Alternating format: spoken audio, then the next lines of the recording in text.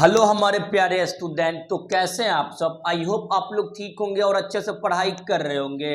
तो आज हम बात करने वाले हैं क्लास 12th हिस्ट्री का जो है ना बाबू अति आवश्यक प्रश्न है। तो आप लोग जो है ना ये सभी प्रश्न का आंसर अच्छे से याद कर लीजिएगा। ये सभी प्रश्न जो है ना बाबू आपके एग्जाम के लिए अति आवश्यक प्रश्न है। तो चलिए आज का जो हमारा पहला प्रश्न है उसको देख लेते हैं। आज का जो हमारा पहला प्रश्न है कि हड़प्पा सभ्यता किस युग की सभ्यता है। ऑप्शन नंबर ए में पूर्ण पाषाण युग, ऑप्शन नंबर बी में नव पाषाण युग, ऑप्शन नंबर सी में लोह युग, ऑप्शन नंबर डी में कांस्य युग। तो आप सभी बच्चा बाबू इसका आंसर जरूर बताइए कि हड़प्पा सभ्यता जो है ये किस युग की सभ्यता है। जल्दी इसका आंसर आप लोग कमेंट करिएगा। तो आप लोग जो है ना बाबू थोड़ा यहाँ तनी कॉन्सेप्ट को समझिए। देखिए पहले तो हम बात कर लेते हैं हड़प्पा सभ्यता को कितने नामों से जाना जाता है। तो याद रखिएगा बाबू हड़प्पा सभ्यता को हड़प्पा नाम से भी क्या किया जाता है बाबू जाना जाता है। तो बोलिएगा सर क्यों जाना जाता है हड़प्पा सभ्यता को हड़प्पा नाम से। देखिए हड़प्पा सभ्यता को हड़प्पा सभ्यता इसलिए कहा जाता है क्योंकि सबसे पहले खोजा गया जो शहर था उसका क्या नाम था बाबू हड़प्पा। तो आपसे पूछेगा हड़प्पा सभ्यता को हड़प्पा क्यों कहा जाता है, क्योंकि सबसे पहले खोजा गया शहर जो था जिसका क्या नाम था बाबू हड़प्पा, इसलिए हड़प्पा सभ्यता को हड़प्पा नाम से जाना जाता है। दूसरा बाबू याद रखिएगा हड़प्पा सभ्यता को सिंधु घाटी की सभ्यता भी कहा जाता है क्योंकि जो हड़प्पा सभ्यता था वो बाबू सिंधु नदी के किनारे क्या था आपका बसा हुआ क्षेत्र था। तो दूसरा क्लियर हो गया।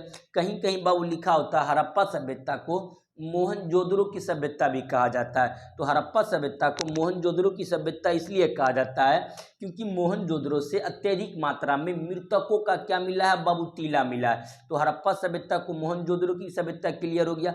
और उसके बाद देखिएगा तो हड़प्पा सभ्यता को कांस्य युगीन सभ्यता भी कहा जाता है। अब बोलिएगा सर क्यों, क्योंकि मानव के द्वारा खोजी गई प्रथम धातु का क्या नाम था बाबू तांबा। क्या था तांबा। और तांबा और तीन को मिलाकर के क्या बनाई जाती थी बाबू कांसा। अच्छा तो समझिए मानव के द्वारा खोजी गई प्रथम धातु जो था तांबा, तांबा और तीन को मिलाकर क्या बनाई जाती थी बाबू, तो याद रखिएगा कांसा। तो इसलिए हड़प्पा सभ्यता को आपका कांस्य युगीन सभ्यता भी कहा जाता है। तो आप देखिए ऑप्शन में है तो ऑप्शन नंबर डी में है कांस्य युगीन सभ्यता। तो क्या हो जाएगा बाबू ऑप्शन नंबर डी। तो बताइए आप लोग बाबू हड़प्पा सभ्यता को कांस्य युगीन सभ्यता क्यों कहा जाता है। क्योंकि देखिएगा बाबू मानव के द्वारा खोजी गई प्रथम धातु का क्या नाम था बाबू तांबा, तांबा और आपका तीन को मिलाकर के क्या बनाई जाती थी हड़प्पा सभ्यता में कांसा। तो हड़प्पा सभ्यता को कांस्य युगीन सभ्यता भी कहा जाता है। आई होप बाबू इतना जो कॉन्सेप्ट बताएं आपको सभी चीज क्लियर हो गया होगा। उसके बाद आपसे पूछेगा कि हड़प्पा सभ्यता की खोज किसने किया। आपको पता है बाबू दयाराम सोनी ने 1921 में किया था। उसके बाद बाबू मोहनजोदड़ो की खोज 1922 में किसने किया था, तो याद रखिएगा राखाल दास बनर्जी ने किया था। तो ये सब बाबू आपको पहले से क्लियर है, समझे। और उसके बाद देखिएगा जो है ना हड़प्पा वर्तमान कहाँ है तो बाबू पाकिस्तान में, मोहनजोदड़ो वर्तमान कहाँ है तो याद रखिएगा बाबू ये भी जो है पाकिस्तान में। हड़प्पा किस नदी के किनारे, रावी नदी के किनारे। मोहनजोदड़ो किस नदी के किनारे, तो याद रखिएगा सिंधु नदी के किनारे। ये जितना प्रश्न बता रहे हैं ना बाबू ये सभी प्रश्न आपके एग्जाम के लिए अति आवश्यक है, समझे। तो आप लोग ये जितना बताएं सभी को याद रख लीजिएगा। अगर आप लोग को बाबू क्लास अच्छा लग रहा है तो आप लोग वीडियो को लाइक और चैनल को अवश्य सब्सक्राइब जरूर कर लीजिएगा, समझे। तो आपको पहला क्वेश्चन आई होप अच्छे से समझ में आ गया होगा। तो चलिए बाबू हम लोग क्वेश्चन नंबर 2 को देख लेते हैं। क्वेश्चन नंबर 2 में है कि सिंधु घाटी के निवासियों को किस धातु का ज्ञान नहीं था। ऑप्शन ए में है सोना, बी में है चांदी, सी में लोहा, ऑप्शन नंबर डी में तांबा। तो इसका आंसर जो है ना आप सभी छात्र करिए, जल्दी इसका आंसर करिए। तो बाबू इसका आंसर जल्दी जल्दी सभी छात्रा और छात्राएं आंसर करिए, जल्दी कमेंट करिए। तो इसका जो सही आंसर हो जाएगा ना बाबू ऑप्शन नंबर क्या हो जाएगा आपका सी हो जाएगा। जो हड़प्पा सभ्यता या सिंधु घाटी की सभ्यता के लोगों को लोहा के बारे में ज्ञान नहीं था। किसके बारे में बाबू, लोहा के बारे में जो था ना आपका थोड़ा सा भी ज्ञान नहीं था हड़प्पा सभ्यता के लोग को। तो इसको क्या करिएगा आप याद रखिएगा। चांदी के बारे में बहुत अच्छा से ज्ञान था, सोना के बारे में भी ज्ञान था, तांबा तो सबसे पहली खोजी गई थी जो इसको बहुत अच्छा से जानते थे। तो हड़प्पा सभ्यता के लोग लोहा के बारे में थोड़ा सा भी ज्ञान नहीं था। तो ऑप्शन नंबर क्या हो जाएगा बाबू सी हो जाएगा। तो चलिए क्वेश्चन नंबर जो है ना आपका देखिएगा 3 को देख लेते। क्वेश्चन नंबर 3 में है कि हड़प्पा सभ्यता किस नदी के किनारे स्थित है। ऑप्शन नंबर ए में सिंधु नदी, बी में है ब्यास नदी, आपका सी में है सतलज नदी, ऑप्शन नंबर डी में है रावी नदी। तो इसका सही आंसर आप लोग हमें कमेंट करिए, जल्दी कमेंट करिए बाबू। जो हड़प्पा सभ्यता था यह किस नदी के किनारे स्थित है, जल्दी इसका आंसर कमेंट करिएगा। तो बाबू याद रखिएगा इसका सही आंसर ऑप्शन नंबर क्या हो जाएगा, आपका डी हो जाएगा। अभी बताएं हम आपको कि जो हड़प्पा सभ्यता वो रावी नदी के किनारे था, लेकिन मोहनजोदड़ो जो था बाबू वो सिंधु नदी के किनारे था। तो ऑप्शन नंबर क्या हो जाएगा क्वेश्चन नंबर 3 का, ऑप्शन नंबर डी। तो जितना बता रहे हैं ना बाबू आप लोग ये सभी प्रश्न का आंसर अच्छे से याद करिएगा, और आपके एग्जाम में यही सब टाइप के जो है ना प्रश्न पूछे जाते हैं। तो क्वेश्चन नंबर 3 का ऑप्शन नंबर डी। तो चलिए क्वेश्चन नंबर जो है आपका 4 को देख लेते हैं। क्वेश्चन नंबर 4 में है कि मोहनजोदड़ो किस भाषा का शब्द है। ऑप्शन नंबर ए में हिंदी, बी में है सिंधी, सी में है उर्दू, ऑप्शन नंबर डी में है फारसी। तो जल्दी इसका आंसर आप लोग कमेंट करिए। जो मोहनजोदड़ो है, क्या बाबू, जो मोहनजोदड़ो है वह किस भाषा का शब्द है, तो जल्दी इसका आंसर कमेंट करिएगा। तो बाबू इसका सही आंसर ऑप्शन नंबर बी हो जाएगा। मोहनजोदड़ो वह सिंधु भाषा का शब्द है। कौन सा भाषा का शब्द है बाबू, सिंधी का। क्वेश्चन नंबर जो है आपका 4 का ऑप्शन नंबर क्या हो जाएगा, बी हो जाएगा। मोहनजोदड़ो किस भाषा का शब्द है, तो याद रखिएगा Sindhi, option number C. D आपका बी हो जाएगा 4 का। तो चलिए क्वेश्चन नंबर जो है आपका देखिएगा 5 को देख लेते हैं। क्वेश्चन नंबर 5 में है कि कलकत्ता में एशियाटिक सोसाइटी की स्थापना किसने किया था। ऑप्शन ए में कनिंघम, बी में फिलिप, सी में आपका डी सी सरकार, ऑप्शन नंबर डी में विलियम जोन्स ने। तो जल्दी इसका आंसर बताइए बाबू, कलकत्ता में एशियाटिक सोसाइटी की स्थापना किसने किया था, जल्दी इसका आंसर कमेंट करिए। तो इसका सही आंसर जो हो जाएगा ऑप्शन नंबर क्या हो जाएगा आपका डी हो जाएगा। कलकत्ता में एशियाटिक सोसाइटी की स्थापना किसने किया था, तो याद रखिएगा बाबू विलियम जोन्स ने किया था। किसने किया था, विलियम जोन्स ने कलकत्ता में एशियाटिक सोसाइटी की स्थापना किया था। ऑप्शन नंबर क्या हो जाएगा आपका देखिएगा बी, क्या हो जाएगा डी, ऑप्शन नंबर डी हो जाएगा। तो चलिए क्वेश्चन नंबर 6 को देखते हैं। क्वेश्चन नंबर 6 में है कि बिंबिसार किस आपका जो है ना वंश का राजा था। ऑप्शन ए में हयंग वंश, बी में शिशुनाग, सी में है नंद, ऑप्शन नंबर डी में इनमें से कोई नहीं। तो जल्दी बताइए बाबू आप लोग आंसर कि बिंबिसार जो था वह किस वंश का राजा था, जल्दी इसका आंसर कमेंट करिए। तो याद रखिएगा बिंबिसार हर्यक वंश के संस्थापक थे, और इसका बेटा था अजातशत्रु, और उस अजातशत्रु का बेटा था उदाइन। उदाइन ने ही पाटलिपुत्र नगर की क्या किया था बाबू, स्थापना किया था। इतना में दिक्कत नहीं ना है। तो बिंबिसार किस वंश का राजा था, तो याद रखिएगा हर्यक वंश का।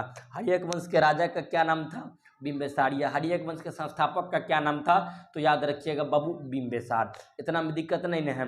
शिशुनाग वंश के संस्थापक आपको पता है बाबू शिशुनाग ही था। नंद वंश के संस्थापक महापदम नंद था। तो ये सब आपको पहले से पता ही है। तो बताइए बिंबिसार किस वंश का राजा था, तो हर्यक वंश के संस्थापक थे। क्वेश्चन नंबर 6 का ऑप्शन नंबर ए। तो चलिए क्वेश्चन नंबर 7 को देखते हैं। क्वेश्चन नंबर 7 में है किस शासक को प्रियदर्शी कहा जाता है। ऑप्शन ए में अशोक को, बी में है समुद्रगुप्त, ऑप्शन नंबर सी में है आपका देखिएगा चंद्रगुप्त, ऑप्शन नंबर डी में है बिंदुसार। तो किस शासक को बाबू प्रियदर्शी कहा जाता है, जल्दी बताइए, इसका आंसर कमेंट करिए। तो इसका सही आंसर हो जाएगा ऑप्शन नंबर क्या हो जाएगा आपका देखिएगा जो है ना ए, अशोक को प्रियदर्शी कहा जाता है। किस शासक को प्रियदर्शी कहा जाता है, तो अशोक को प्रियदर्शी कहा जाता है। उसके बाद याद रखिएगा बाबू बिंबिसार जो था वह, बिंदुसार जो था वो अशोक का बाप था, और चंद्रगुप्त देख रहे हैं अशोक का क्या था बाबू, दादा था। तो ये सब आपको पहले से क्या है पता ही है, इतना दिक्कत नहीं ना, अरे ये सब दिक्कत नहीं होगा। तो किस शासक को प्रियदर्शी कहा जाता है, तो अशोक को। तो चलिए क्वेश्चन नंबर 8 को देख लेते हैं। क्वेश्चन नंबर 8 में है कि अभिज्ञान शकुंतलम के रचनाकार कौन है। ऑप्शन ए में है कालिदास, बी में है बाणभट्ट, सी में है अश्वघोष, ऑप्शन नंबर डी में है कौटिल्य। तो याद रखिएगा अभिज्ञान शकुंतलम के रचनाकार कौन है, तो जल्दी इसका आंसर बाबू कमेंट करें। तो इसका सही आंसर हो जाएगा ऑप्शन नंबर ए कालिदास। अभिज्ञान शकुंतलम के रचनाकार कौन है, तो याद रखिएगा बाबू कालिदास है। ऑप्शन नंबर जो है क्वेश्चन नंबर 8 का ऑप्शन नंबर क्या हो जाएगा आपका ए हो जाएगा। तो क्या इतना में किसी को कोई दिक्कत, कोई आपत्ति, कोई समस्या नहीं ना है। तो बताइए अभिज्ञान शकुंतलम के रचनाकार कौन है, तो कालिदास। क्वेश्चन नंबर जो है आपका देखिएगा जो है 8 का ऑप्शन नंबर ए। उसके बाद आपको कौटिल्य तो पता ही है बाबू, कौटिल्य जो था अर्थशास्त्र लिखा था। क्वेश्चन नंबर 9 में है कि भारत का नेपोलियन किसे कहा जाता है। ऑप्शन ए में अशोक, बी में समुद्रगुप्त, ऑप्शन नंबर सी में अकबर, ऑप्शन नंबर डी में चंद्रगुप्त मौर्य। तो जल्दी इसका आंसर आप लोग बताइए कि भारत का नेपोलियन किसे कहा जाता है। तो याद रखिएगा बाबू समुद्रगुप्त को। किसे कहा जाता है? समुद्रगुप्त को। पूछेगा नेपोलियन की तुलना भारत से किससे की गई है? तो समुद्रगुप्त से। और भारत का इसे नेपोलियन भी कहा जाता है। ऑप्शन नंबर जो है बाबू 9 का बी हो जाएगा। तो चलिए क्वेश्चन नंबर 10 को देखते हैं कि महाभारत में गंगा पुत्र के नाम से किसे जाना जाता है। ऑप्शन ए में संतु, ऑप्शन नंबर बी में भीष्म, सी में दुर्योधन, ऑप्शन नंबर डी में शकुनी। तो जल्दी बताइए बाबू महाभारत में गंगा पुत्र के नाम से किसे जाना जाता है। तो याद रखिएगा भीष्म को। किसे जाना जाता है? भीष्म को। क्वेश्चन नंबर जो है आपका जो है देखिएगा 10 का ऑप्शन नंबर क्या हो जाएगा? आपका बी हो जाएगा। तो चलिए क्वेश्चन नंबर जो 11 को देख लेते हैं। क्वेश्चन नंबर 11 में है गीता का रहस्य किसने लिखा है। ऑप्शन ए में है वेद व्यास, बी में है महात्मा गांधी, सी में बाल Gangadhar Tilak, option number D में है मदन मोहन मालवीय। तो जल्दी बताइए बाबू महाभारत का जो है ना गीता का रहस्य किसने लिखा है। जल्दी इसका आंसर कमेंट करिए, जल्दी करिए बाबू कमेंट। तो इसका सही आंसर जो हो जाएगा ना ऑप्शन नंबर क्या हो जाएगा? आपका सी। आपका गीता का रहस्य किसने लिखा है? तो बाबू बाल गंगाधर तिलक ने लिखा है। तो क्वेश्चन नंबर जो है ऑप्शन नंबर क्या हो जाएगा? सी हो जाएगा। क्वेश्चन नंबर 11 का ऑप्शन नंबर सी। गीता का रहस्य किसने लिखा है? तो बाल गंगाधर तिलक। ऑप्शन नंबर क्या हो जाएगा बाबू? 11 का सी हो जाएगा। तो चलिए क्वेश्चन नंबर 12 को देखते हैं। क्वेश्चन नंबर 12 में है घटोत्कच किसका पुत्र था। ऑप्शन नंबर ए में दुर्योधन का, ऑप्शन नंबर बी में अर्जुन का, सी में है उसके बाद देखिएगा दुर्योधन का, ऑप्शन नंबर डी में है भीम का। तो जल्दी बताइए बाबू घटोत्कच किसका पुत्र था। तो याद रखिएगा भीम का। और पूछेगा भीम नहीं रहेगा तो भीम की पत्नी का नाम था हिंदीवा। क्या नाम था बाबू? हिंदीवा। तो घटोत्कच किसका पुत्र था? भीम का या हिंदीवा का? भीम का या हिंदीवा का। क्वेश्चन नंबर जो है 12 का ऑप्शन नंबर डी हो जाएगा। तो चलिए क्वेश्चन नंबर 13 को देखते हैं। क्वेश्चन नंबर 13 में है कि प्रथम बौद्ध संगीति कहाँ हुई थी। ऑप्शन नंबर ए में है राजगीर, बी में है वैशाली, सी में है पाटलिपुत्र, ऑप्शन नंबर डी में है कुंडलवन। तो बताइए प्रथम बाबू जो है बौद्ध संगीति कहाँ पे हुआ था। जल्दी इसका आंसर आप लोग कमेंट करिए। तो कोई है बच्चा करने वाला? जल्दी करिए। तो प्रथम बौद्ध संगीति राजगीर में हुआ था। कब हुआ था? तो बाबू याद रखिएगा 483 ईसा पूर्व। और राजा जो था बाबू अजातशत्रु था। प्रथम बौद्ध संगीति किस राजा के समय हुआ था? अजातशत्रु। अजातशत्रु कौन सा वंश का राजा था? हर्यक वंश का राजा था। पूछेगा कौन सा वंश हुआ था? हर्यक वंश। कहाँ हुआ था? तो राजगीर में हुआ था।